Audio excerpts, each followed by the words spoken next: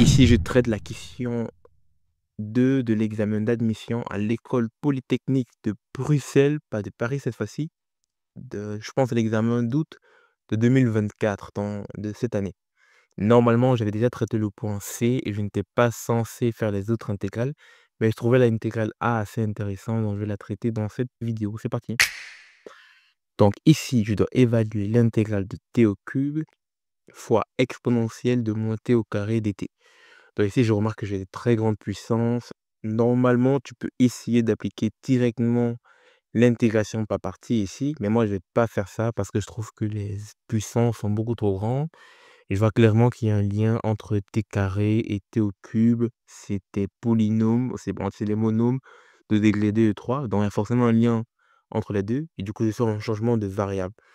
Mais mon changement de variable ici est franchement assez technique, tu vois? C'est vraiment digne d'un ingénieur physicien, tu vois? C'est assez technique. Donc ce que je vais faire, c'est je vais poser t carré d'être égal à x. Si tu posais t au cube d'être égal à x, c'était mort, ça ne va pas marcher. Donc si je pose t carré d'être égal à x, ensuite je fais une dérivation implicite, je dérive t par t au cube, t au carré par rapport à t. Donc là, j'ai 2t dt, je dérive x par rapport à x, j'ai 1 dx. Ensuite, je vais isoler t. Je veux dire que je vais isoler t fois dt. C'est pour une bonne raison. Je veux dire que t fois dt, c'est dx sur 2. Maintenant, revenons à l'intégrale de base. Dans l'intégrale de base, le t au cube, je peux le décomposer comme t fois t au carré, ça ne change rien. Je les mets ici en bleu.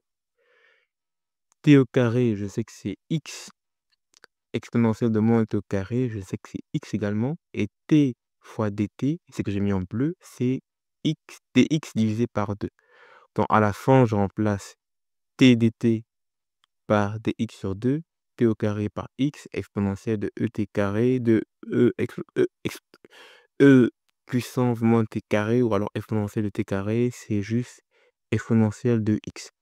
Et du coup, à la fin, je retrouve quelque chose de beaucoup plus simple, qui est 1 demi l'intégrale de x, exponentielle de moins x dx. À ce point-ci, je peux maintenant appliquer l'intégration par partie. Donc, un petit bonus pour cet énoncé, je remarque que la plupart des gens ne savent pas quelle fonction choisir pour dériver ou alors pour intégrer. Donc, qu'est-ce qu'on choisit pour le U et le V? En fait, il y a une règle générale qui est ce qu'on appelle, bon, par acronyme, c'est l'IAT. Moi, je dis l'IAT, je sais pas comment est-ce qu'on prononce ce mot, c'est pas un mot, donc LIATE.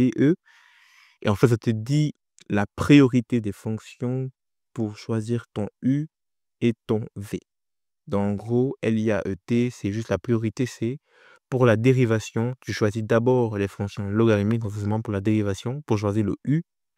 D'abord les fonctions logarithmiques, ensuite l'inverse des fonctions trigonométriques, ensuite les fonctions algébriques, ensuite les fonctions trigonométriques et à la fin les exponentielles. Donc tu commences d'abord par dériver, donc c'est l'ordre de priorité pour ton U.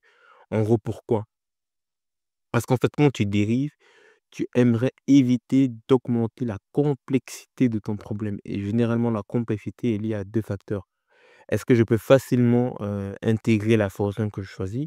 Intégrer ln de x, c'est pas trivial. Il n'y a pas de solution directe pour l'intégration de ln de x. C'est pas trivial.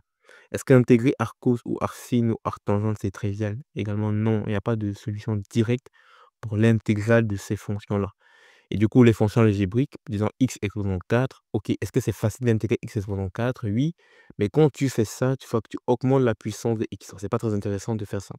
Et les fonctions trigonométriques, bon, que tu intègres ou que tu dérives, ça change pas. Exponentielle, que tu intègres ou dérives, ça change pas. Mais encore, les exponentielles, c'est beaucoup mieux. Parce que quand tu intègres, tu changes rien. Quand tu dérives, tu changes rien. Si c'est x ici, bon, si c'est ax, et ça change d'un facteur près. Tandis que sin et cos, tu changes quand même la fonction tout de même, même si ça ne change pas grand-chose. Donc, si j'applique cette règle, ça veut dire que mon x va être mon u, donc je vais dériver x, j'aurai 1 dx du, et mon dv, cette fois-ci, sera exponentielle de moins x dx. Du coup, v, c'est moins expo de x. Parce que j'intègre expo de moins x et moins expo de x. La formule, c'est l'intégrale de u dv, c'est uv moins l'intégrale de v du. Donc du, je connais, v, je vais trouver, j'applique la formule et boum. Tu appliques la formule, tu as vu ça. Intégrale de u intégrale d'expo de moins u, bah, c'est moins expo de moins u. C'est trivial, extrêmement simple. Dès que tu fais le changement de variable, tout devient super simple. On se rappelle que u, je peux factoriser exponentielle de mon u. Après, on se rappelle que u valait t au carré. Et c'est tout. Plus la constante, bien sûr. J'ai pas oublié la constante pour les rageux qui disent: «Ah, il faut mettre la constante, il faut mettre la constante à chaque fois». J'ai mis la constante à la fin et c'est tout. C'était Djibril, salut.